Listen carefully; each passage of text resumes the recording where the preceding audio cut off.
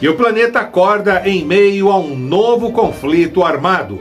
Rússia invade o território da Ucrânia, causando, na verdade, uma grande instabilidade na política e na economia internacional. Mas quais seriam os impactos para o nosso Brasil? Quais seriam os impactos para a nossa região sul? O que pode afetar na economia da região metropolitana de Curitiba? Todos os fatores estão interligados. E para isso, conversamos com o mestre em Direitos Humanos, Dr. Eduardo Chemini, formado pela PUC, que nos explica melhor a respeito dessa questão que envolve esse grande conflito que está alarmando o mundo. Rússia invade a Ucrânia. O que isso pode causar de impacto para todos nós? Então vamos lá. A primeira pergunta diz respeito a por que a Rússia atacou a Ucrânia. Nós temos alguns motivos pelo qual essa ação militar foi realizada. Inclusive, o presidente russo, Vladimir Putin, durante a madrugada, em pronunciamento oficial, ele disse que a Ucrânia teria cruzado uma linha vermelha, né? Cruzado ali os limites que a Rússia poderia suportar, e diante disso lançaria um ataque, uma ação militar, segundo ele, né? Nós aqui estamos chamando de invasão, que é o que aconteceu na prática, por conta da Ucrânia ter demonstrado e, enfim, se preparado para entrar na OTAN.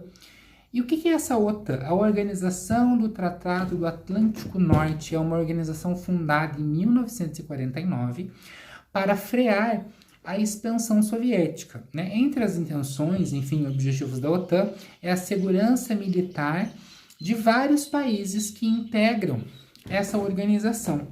Então a Ucrânia, que faz fronteira com a Rússia, decidiu entrar, enfim, estavam com intenções de entrar para a OTAN, formando assim quase que um cinturão militar ao redor do território russo.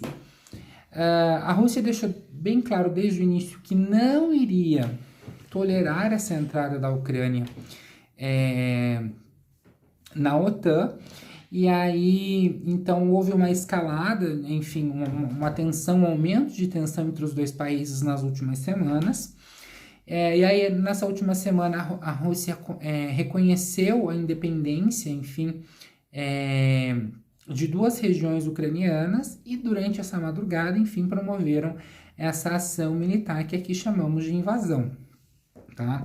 Então, assim, e existem muitos outros motivos e forças e contraforças envolvidas nesse conflito, mas em resumo, oficialmente, digamos assim, essa foi a motivação principal da invasão russa, tá?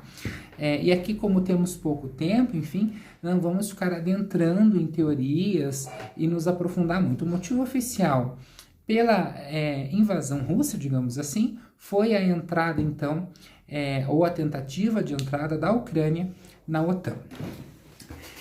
Em relação, então, à segunda pergunta aqui, enfim, em relação ao conflito global, qual que é o impacto disso no cenário internacional? Veja, é muito difícil a gente fazer projeções, né? Seja ela quais forem. O que nós estamos aguardando agora, inclusive eu acho que daqui a pouco, agora 13h36, daqui a pouco nós teremos o pronunciamento de várias nações do mundo, indicando então as sanções que irão tomar contra a Rússia, né? Quais são as chances disso virar um conflito armado internacional? Primeiro, que após a Segunda Guerra, nós tivemos o estabelecimento de um outro nível de guerra por conta das armas nucleares. Então, assim, depois que a primeira guerra, né, depois que a primeira arma nuclear foi utilizada, foi a bomba atômica, pelos Estados Unidos contra o Japão, a partir do momento que a segunda nação, nesse caso a Rússia, utilizou e conseguiu criar a sua bomba atômica, nunca mais utilizou-se armamentos nucleares no mundo. Por quê? A guerra, então, passa a ser de um outro patamar, digamos assim, né? Então, nós temos duas Nós temos várias potências hoje com armamento nuclear e simplesmente seria uma destruição total, uma catástrofe assim sem precedentes. Então, um conflito a nível mundial hoje é extremamente difícil de acontecer. O que deve acontecer são sanções econômicas e políticas contra a Rússia.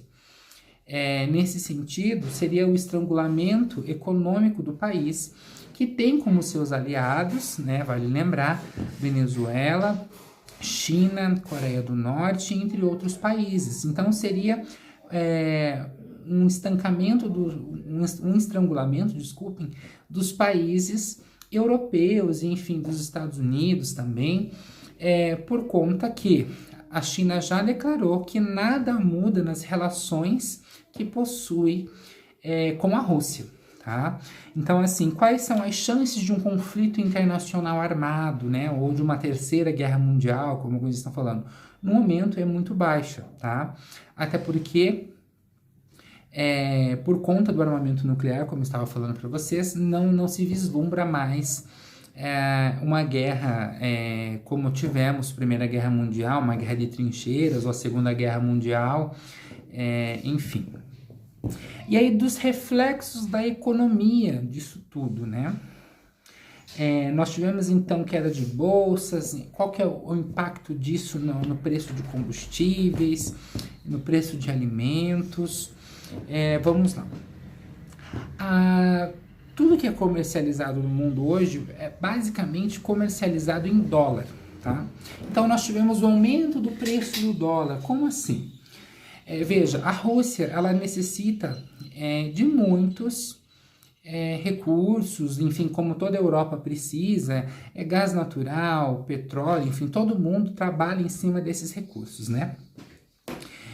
Então, quando um conflito desse acontece nessas regiões ricas desses recursos naturais e que há um comércio intenso desses recursos, né, os gasodutos que têm espalhado por toda a Europa, existe então uma alta subida, né, uma escalada muito grande nos preços desses produtos.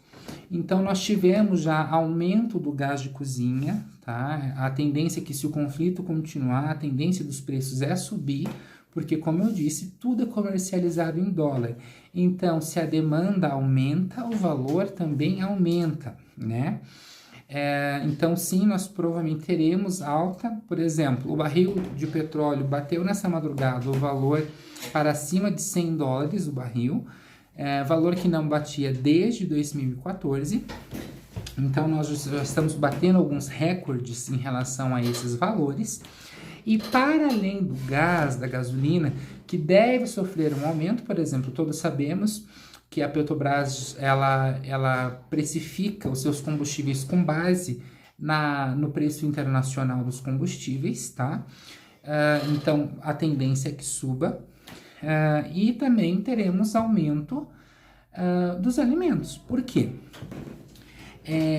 Tem um político aqui no Brasil, o Ciro Gomes, ele fala sempre que pão é trigo, trigo é dólar. E errado ele não tá, né?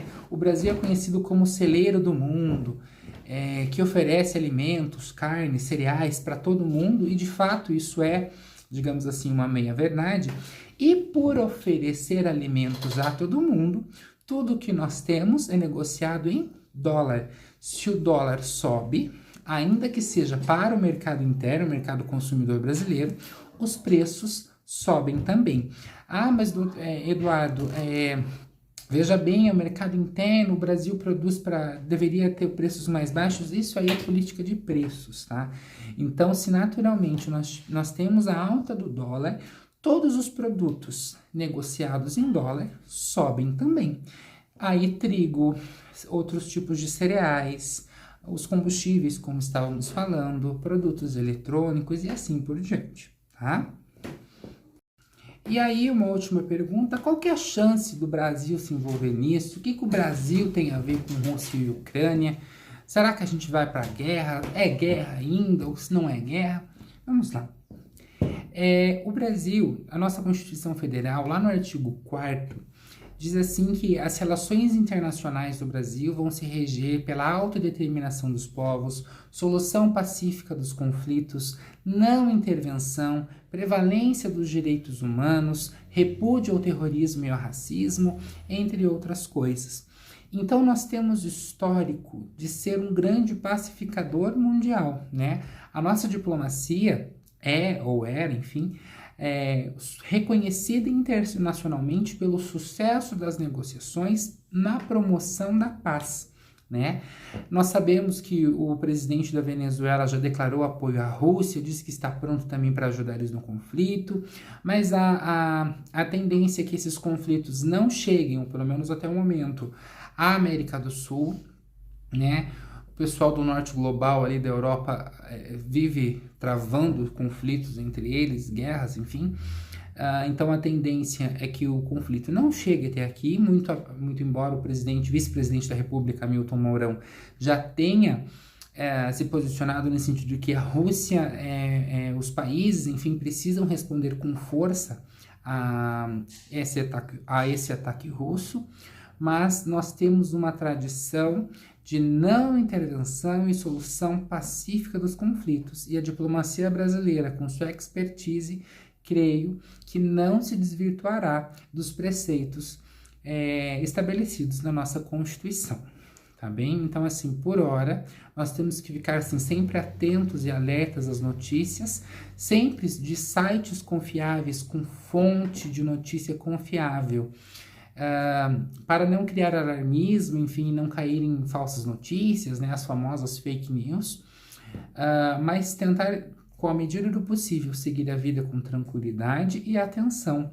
ao que está acontecendo ao nosso entorno.